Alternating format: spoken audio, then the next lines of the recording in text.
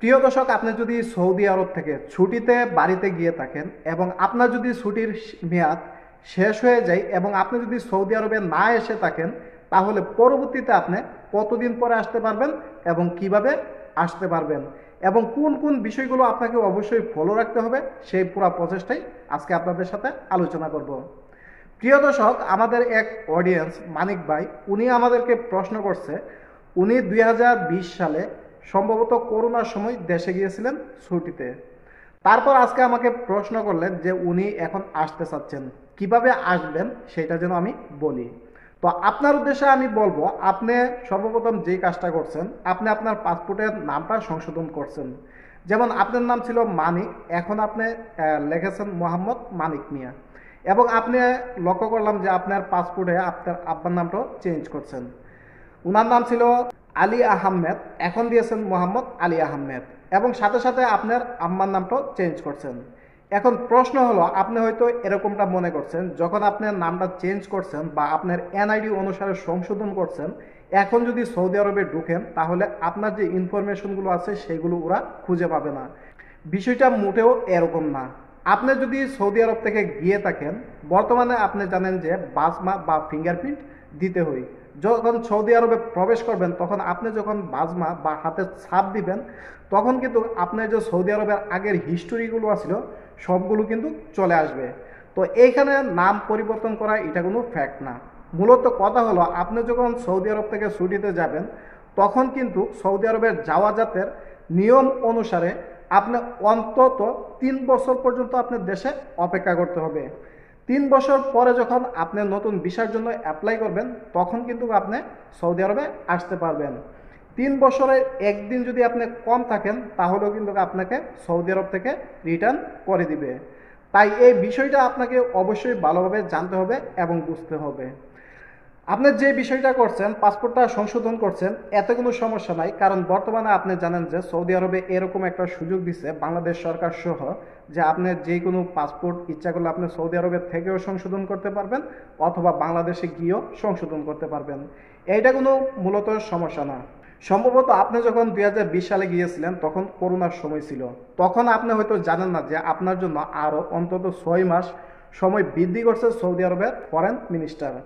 অর্থাৎ আপনার যদি সৌদি আরব থেকে করোনার সময় যারা গিয়ে আটকিয়ে পড়ছিলেন, তখন কিন্তু ইচ্ছা করলে আপনার ছুটি শেষ হওয়ার আরও 6 মাস পর পর্যন্ত সৌদি আরবে প্রবেশ করতে পারতেন। কিন্তু হয়তো আপনি জানেন না, অথবা অনেকে আছেন যারা পরিবারের বিভিন্ন ধরনের ঝামেলার কারণে সৌদি আরব থেকে ছুটিতে গিয়ে কিন্তু আর আসেন না। তারা যদি পরবর্তীতে আসতে চান, তাহলে অবশ্যই আপনাকে যে জিনিসটা করতে হবে সেটা হলো 3 বছর পর্যন্ত অপেক্ষা করতে হবে। 3 বছর পরে আবার আপনি নতুন ভিসা নিয়ে সৌদি আরবে প্রবেশ করতে পারবেন। তো এখানে আরেকটা বিষয় আছে। অনেকেই একটা জিনিস বলেন যে কোনো সিস্টেম নাই যে 3 বছরের আগে সৌদি আরবে প্রবেশ করার। একটি সিস্টেম আছে, তবে 95% লোকই এই সিস্টেমটা ফলো করে না, শুধুমাত্র 5% লোক ফলো করে। আপনি যে কফিলের আন্ডারে অথবা যে কোম্পানির আন্ডারে সৌদি আরব থেকে ছুটিতে গিয়েছিলেন, ঠিক একই কোম্পানি বা একই কফিলের আন্ডারে যদি আপনি আসতে চান, তাহলে আপনি 3 বছর পর্যন্ত অপেক্ষা করতে হবে না।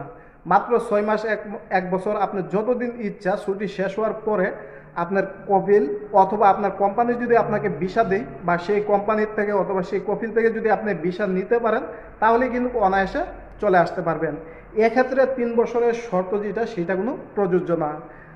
মূলত আপনি যখন সৌদি আরব থেকে ছুটিতে দেশে যান, তখন আপনি যখন না আসেন, তখন কিন্তু আপনার উপর 3 বছরের জন্য ট্রাভেল রেস্ট্রিকশন দেওয়া হয়। অর্থাৎ আপনার পাসপোর্টটা ব্লক করে দেওয়া হয়। আপনার নামে যে হিস্টোরিগুলো আছে সেগুলো 3 বছরের জন্য সৌদি আরবের যাওয়াজাত এগুলোকে ব্লক লিস্টে রেখে দিই। যখন 3 বছর ওভার হয়ে যায়, তখন কিন্তু সেটা মূলত অটোমেটিকলিভাবে রিমুভ হয়ে যায়। তখন ইচ্ছা করলে আপনি নতুনভাবে খুব সহজে যে কোনো ভিসা নিয়ে চলে আসতে পারবেন।